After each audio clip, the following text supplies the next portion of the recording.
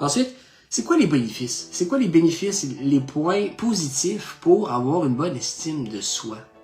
Qu'est-ce que vous en pensez? Eh bien, première des choses, c'est de prendre de bonnes décisions. On peut finir, quand on réussit à avoir une bonne estime de soi, on peut finir par prendre de bonnes décisions, tout simplement. On a tendance parfois dans la vie, quand on n'a pas une bonne estime de nous-mêmes, justement, de prendre de mauvaises décisions. Pourquoi? Parce qu'on se connaît pas bien. On se connaît pas bien, fait qu'on pourrait se mettre à faire des choses qui nous correspondent pas. Quand on connaît pas bien nos valeurs, on peut prendre de mauvaises décisions pour nous-mêmes, avoir une mauvaise fréquentation, autant pour les amis qu'amoureuses, tout simplement. Donc, voilà, ça nous permet de prendre de meilleures décisions pour nous. Donc, c'est sûr que c'est très positif à ce point-là. Hein? Donc, ensuite vient dire non facilement. Avoir une meilleure estime de soi apporte comme bénéfice de réussir à dire non facilement.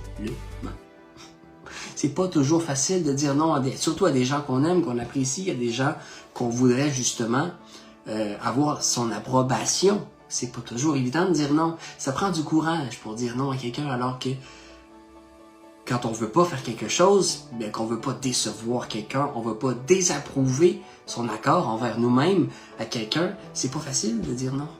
Mais avec une plus grande estime de soi, on arrive à dire non plus facilement. Donc c'est très important. Ensuite, troisième point, c'est être plus résilient. Excusez-moi, être plus résilient. Okay? Qu'est-ce que ça veut dire être résilient? Justement, je parlais d'objectifs pas longtemps avant. Quand on veut atteindre certains objectifs, on va toujours avoir une phase ou plusieurs difficiles. Et souvent, qu'est-ce qu'on va faire quand on n'a pas une bonne estime de soi, justement? On va se considérer rapidement invalide pour faire cet objectif-là. On va tout abandonner dès le premier effort que ça va nous demander. Donc la résilience, c'est ça. C'est de réussir à s'accrocher. S'accrocher entre autres à ce qui nous donne de la force. S'accrocher à nos valeurs personnelles. Mais voilà ce que c'est que la résilience, et puis donc avoir une bonne estime de soi nous amène plus facilement à avoir une plus grande résilience.